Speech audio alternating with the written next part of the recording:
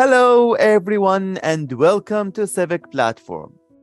Some students after graduation prefer to travel outside their countries to complete their studies, which is a good thing.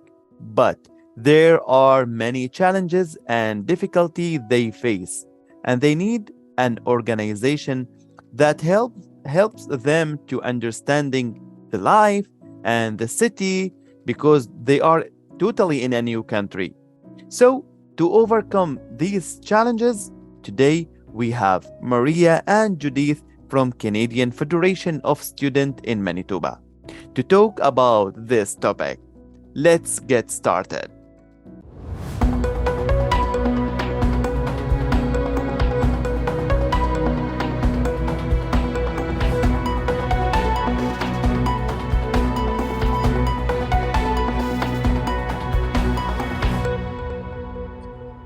Hello, Mary. How are you today? I am good, and you? I'm very well. Welcome to Civic Platform. I'm very glad to have you on my show. Thank you. Thank you so much for welcoming us. Mary, let's begin. Tell me, who are you and what are you doing? So my name is Marie Paule. I use she and her pronoun, and I'm the chairperson of the Canadian Federation of Students Manitoba. What we do here is that we advocate on behalf of students for every right. So, healthcare, we advocate for free tuition, we advocate for fairness and everything in between. So we create campaigns, listen to our students and try to find solution so we can lobby for them with the government and bring, let's say, recommendation or new laws in order for students to have a better life and a better student experience at campus. Thank you very much. And I have also with me Judith. Hi, Judith. Welcome to Civic Platform. Please introduce yourself. Who are you and what are you doing? Hi, thank you for having me. My name is Judith Oviosin, and I'm the campaigns coordinator for the Canadian Federation of Students here in Manitoba. And I organize most of our campaigns that you see about education, healthcare, and other issues concerning students in post-secondary education. Thank you very much. So, Marie, let me back to you. And when the Canadian Federation of Students start, and what is the message or what this organization do for the society? So the Canadian Federation of Students was founded in 1981. So it's been a long time that they've been around. We've been around. What we do for the society is the same as I explained before when I introduced myself. So we are there for students. We actually represent over 530,000 students across the country, all over Canada. And we are here to advocate for their rights. Talk to them, basically see what kind of issues they are facing on campus or in their daily life as a student, and bring those concerns, turn them into campaign. So we inform the society, we give solution, and we propose solution and try to kind of let everybody knows about what is going on in the students' lives. And after we do that, we try to take them and create laws or recommendation and give them to the government. Because at the end of the day, they are the one that take the decision that impacts everyone's lives. So this is what we do. We lobby for our students. And if I want to join your organization as a student, what should I do? What is my first step? If your university is already part, because it's not you as an individual, it's your university and your student union that actually join the CFS. So we have over 65 universities joining in the network. So if you're a student at those universities, for instance, University of Manitoba, you're automatically part of the federation. There is no signing, there is no form for you as an individual to fill. You're a student there, you pay the fees. It's somewhere, on your information, so you're automatically part of the federation. So if you have any issues, you or your community face any issues, you don't have to particularly wait for something big. We're here to listen to everybody. So Judith is there as a campaign coordinator. You can reach out to her, to me, to anybody in the team, and we'll hear your concern and try to find a solution for you. And what kind of programs you offer for your clients. When I visit your website, there is like many camps, or many, like, I don't want to use the word programs, but like what you offer for your clients. What we offer, again, it's an advocacy platform. So we are not selling services. We do not sell services. So we are a nonprofit organization. We offer advocacy services. So what do you mean by program? I think I refer that to campaigns. So the campaigns, we have multiple campaigns that we actually create. So they are based on our students' requests, what students face and what they are living. So basically, I would say our principles and what's all of that goes around. We advocate for democratic and cooperative institution. We love sharing experience and ideas. We also really believe in education for all and free as much as we can. We believe in free healthcare for everyone, as healthcare is a human right. So there is a lot of different campaigns, and they change throughout the years and everything. So there is no specific and stationary campaign. Yeah. Judith, I see your hands up. Yeah, just to add to what Marie has said, when you talk about services and programs, we do have some services that our organization offers, such like the free tax filing for students. Wow. We also have the ISIC card. The ISIC card is free for students, and you can access discounts with over hundreds of stores in different countries, over 100 and something countries across the world. So that card is free and students can get discounts. We also do have events like next week, I believe we're going to Atlantic Rise, which is a safe space for Black and Indigenous students. So these are some of the programs that we organize, not just here in Manitoba, but also in collaboration with the national office to give students these services, and they're free for student leaders and students who want to really be involved and participate in the student movement. If I ask you, Judith, a follow-up question about the services, how that services from your point of view will make the student confident and settle in Winnipeg or in any university environment, how you see that that result affect this student in somehow? Okay, so just to clarify, our organization is nonprofit advocacy organization. So most of our job has to do with advocating on behalf of students to different levels of government. We do, however, provide some services, which is the free tax filing, which makes it cheaper for students, because sometimes to access like HR Block, you have to pay over like $50 or $60, but the online free tax filing service is free. That reduces the burden for students financially. And that's what our organization believes in like, reducing the cost of accessing education for everyone. So that includes also, having platforms that are less expensive. We also have the ISIC card, which if you have students that are international students and they're traveling back home, there are also discounts to some certain stores that are in any particular country you'd be going to that you can have access to. So that discount can, make it easier for students to kind of have access to certain services that they would want to, acquire. Well, something I value highly is like fairness and equality, and that seems something that the Federation really strives for in regards to post-secondary education, like to give everybody, regardless of sex, gender, nationality, etc., financial situation, give everybody a chance to be able to like get post-secondary education, and so they can like do what they want to do with their lives. And so the whole point is to being inclusive to everyone, no matter what their capabilities are, because it's not the outside of the person that should matter, it's what their personality and who they are as an individual that should matter, and what they can contribute to our society and our communities. I see how many people are unable to access positions of leadership on campus because their ability to afford post-secondary and make ends meet is much harder than mine. So for me, it's important to remain involved, to support new people coming in, because it's more than just a job. I think it's a movement that is going to need to stick around for a long time to come. But this has been I think one of the greatest experiences I've had in my life. I've really enjoyed working with students, working for students. Getting involved in things that matter at the school that you're going to and being part of that community that's all fighting for the same thing, fighting for accessible education and affordable education and just like having a safe space at school. I think it's important to get involved and be part of that community because it's super enriching and positive and it's just a good experience to be a part of it.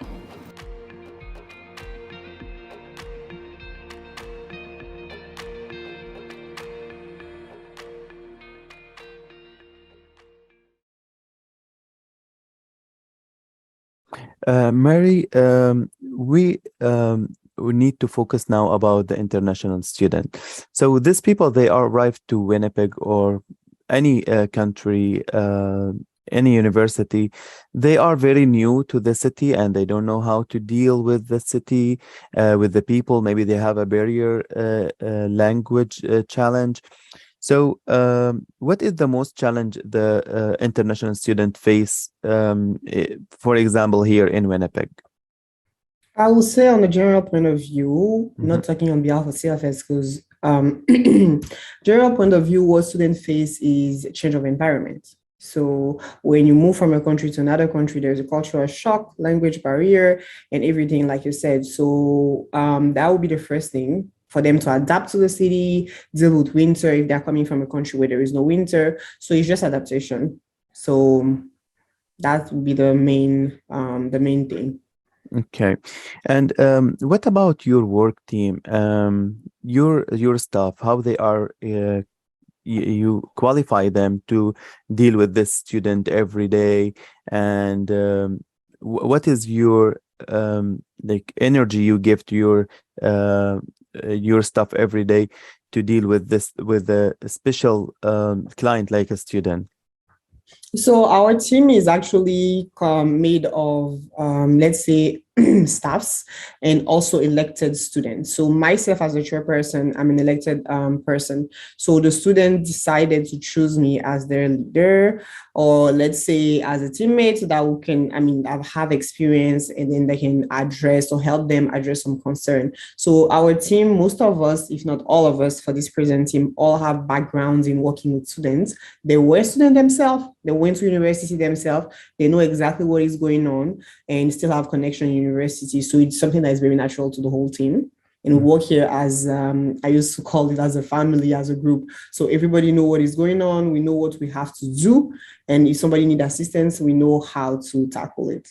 So for the international student, Mary, if they don't know where they have to live, many of students, they pay like maybe too much money for rent, or they don't know where have to stay. So how we can guide them to find the right resource, like about where the neighborhoods close to to university, how they can share the houses or apartments, or they can get in like university housing system. So what is your idea about this challenge they face? So for this, I would say there is different layers when it comes to that. So when students usually come to universities, I believe university center have a program where they can assist you and help you in finding, like, let's say, information. If you need information, know how life works in Canada, different bills, different things that you have to pay. But I agree with you that most students don't know that this service exists, or maybe they know, but they just don't go to the university.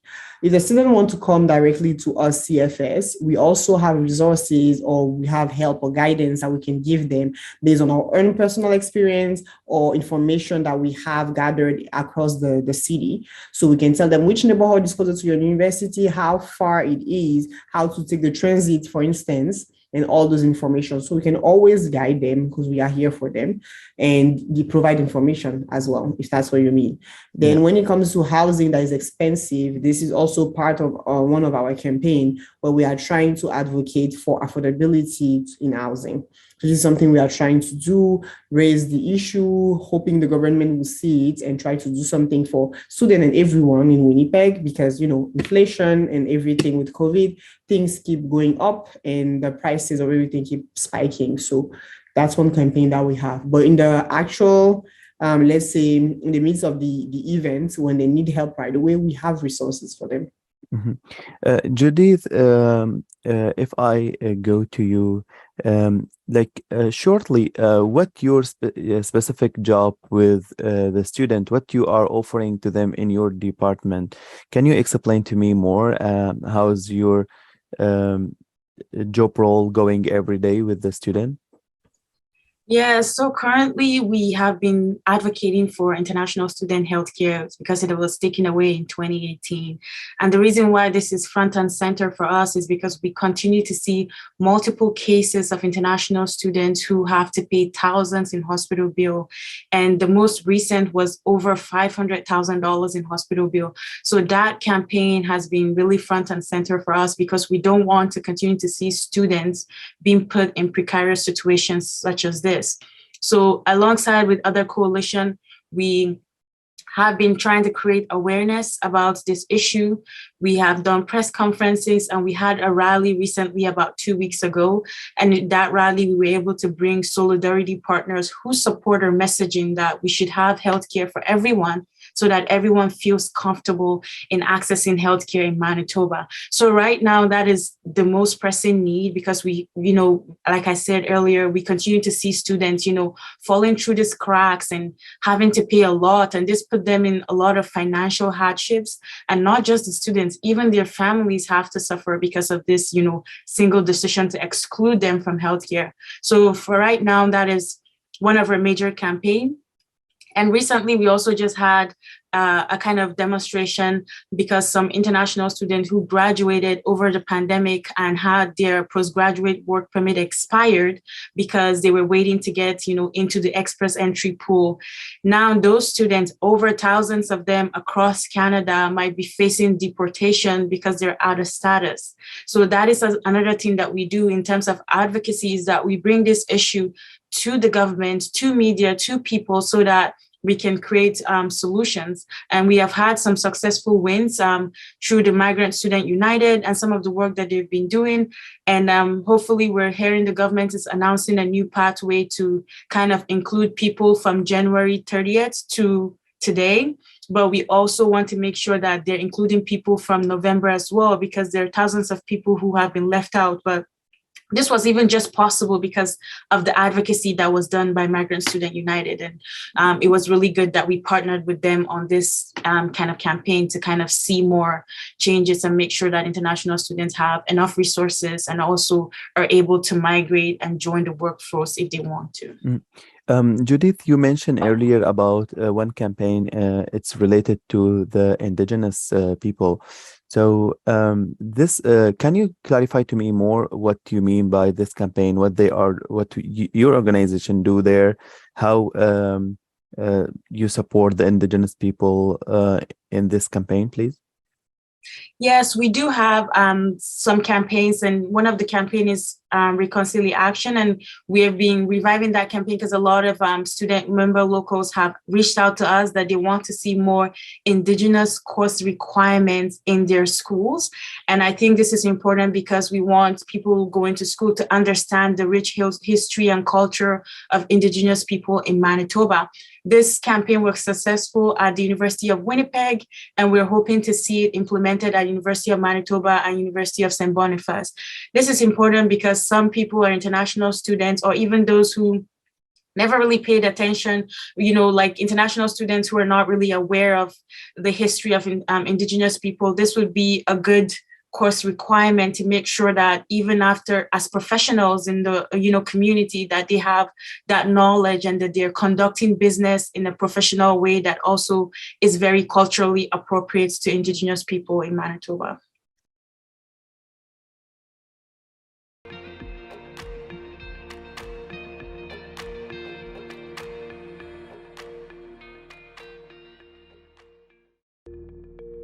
Actually, I was just a student in the Indigenous support room, and actually one of the board members at George Brown College came in and was just talking about the student association and like the structure and the fact that there was an equity commissioner position for Aboriginal students, but it hadn't been filled in 2 years.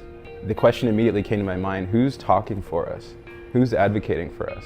I got involved in the student movement about 2.5 years ago after finding out of the great things that the CFS did. I found it to be a really progressive organization that fought for a common goal that can benefit not only students but the general Canadian collective. I got involved in the student movement last year during the All-Out Day of Action. They needed some help with volunteers and I thought I could do it, and so I just decided to give classroom presentations about something I was pretty unsure of. But I had a really great time, and it was a really beautiful and strong and resilient community to join. And then when I got to CFS, I found that there was other people who felt like me, other people who were invested in this work, and people who understood that we could really do something here. You know, it's not just being a part of a committee. It's you know, this is life-impacting work.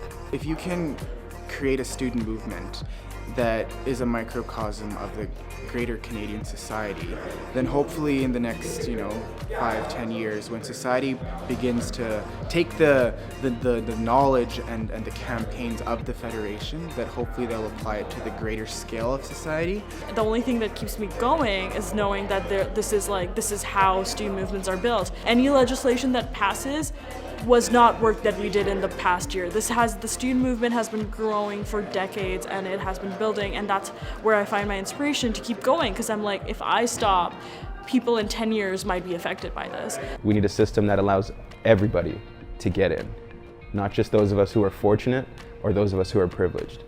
As long as we keep this going, they can't push us. They just to keep going.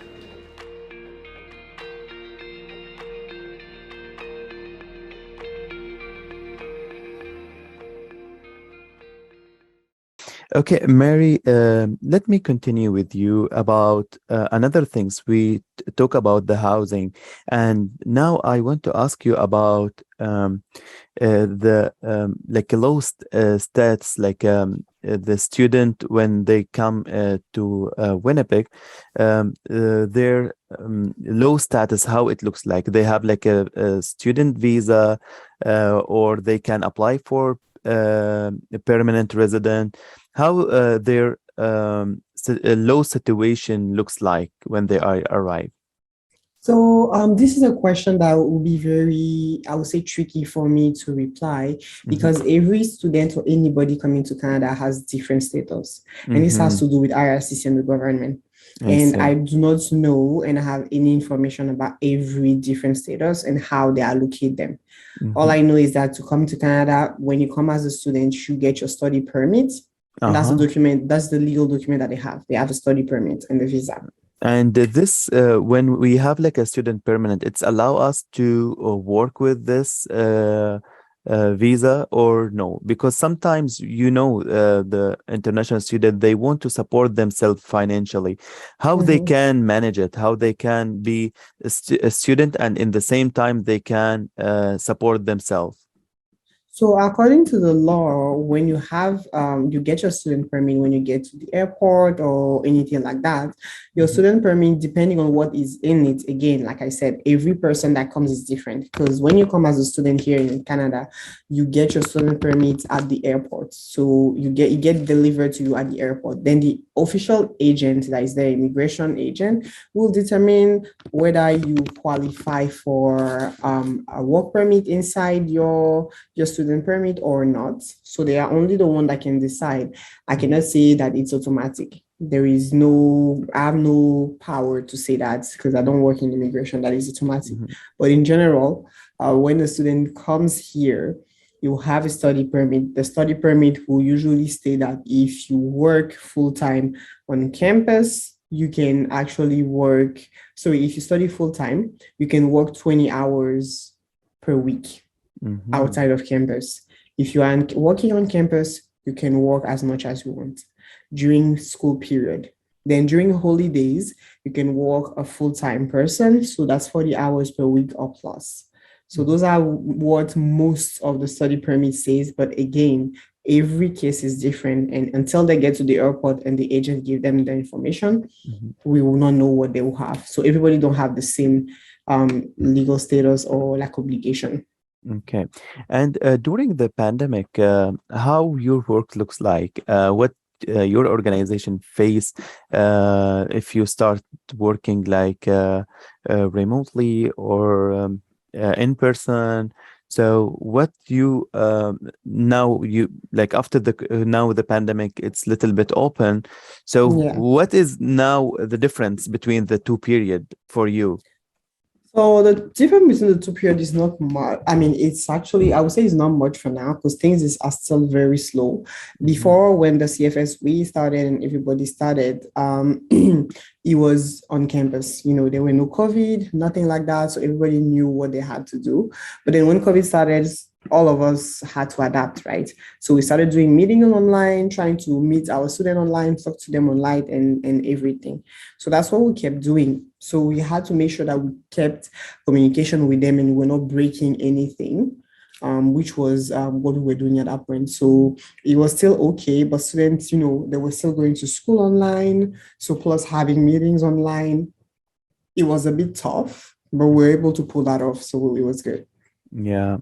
If I want to ask you about the student rights, especially the international student who don't know their rights, maybe in the Canadian society, and I think we have to mention, like, even like if it's like a quick advice, how they can maybe complain about something, or if they have some challenging with some professors or about the university rule, what they can do, how they can like support themselves with this challenge maybe they face in the university like a building. Usually when it has to do with universities issues or universities conflicts, you have to deal with it on university. So CFS, we are non-partisan, we don't take sides. We'll always, basically like my colleague and I said, we are here to advocate for students' rights to the government. So anything that has to do with the universities, it will have to do with universities regulation and bylaws. So they'll have to check the university bylaws. If there is a dispute with one grade with a professor, have to go to the university. If you feel like you need more buildings to study what you are studying, you have to go to your university. So anything that has to do with universities conflict has to be resolved on university premises. And there are institutions in different Canadian universities that deals with that. Mm-hmm. And you mentioned about there is like your principles. So can we talk about the principles from your organization? The principles. So basically what we do here at CFS again. So if we can take it like one by one, what you mean about like democratic and comparative? So that's just, okay, those one are not, when I say that our principle, they are there to say this is what ideally we would like to have on the university stage or want to see across the board. So democracy is just basically, we want to see universities let people get involved into university activities or board of director as much as they want, regardless of any color, gender, or ethnic origin. So that's basically it. So the university needs to give voting rights or more, let's say, space to their students. So students that have concern, like you were asking before, can raise those concerns and have them solved. And the other principles, like share experiences and ideas. Can you clarify to me what you mean by this? Share experience and idea is as simple as share experience and ideas. Yeah. So that's exactly what it is. So like I was saying before, there is no idea that are too small or too big. If a student has an idea or you want to share your experience, you just reach out to anybody working at CFS Manitoba and we'll just take your idea or experience into consideration and we'll go with it. If you want to share it, we have platform for you, interviews, campaign that we can actually put your idea into a campaign and then share it and make sure that you're there if they need real life experience to speak about it. All I will say again as highlight is just that students should not be afraid to reach out to the Canadian Federation of Students, Manitoba, especially if they feel like, because like I said, there is so many layers or so many institutions they can go to. if they are confused and they don't know who to go to or who to talk to, they can always reach out to us. We'll direct them. We'll give you a list of contact information, what you have to do. If we have the capacity, we'll even be there and then, kind of guide you with it and be there from the beginning to the end of the process. So I will say, as a student, I was a student myself, how I would paint CFS for somebody to easily remember is just that CFS is the go-to institution. If you have any question or concern regarding your student experience or your student life while you're a student in Manitoba.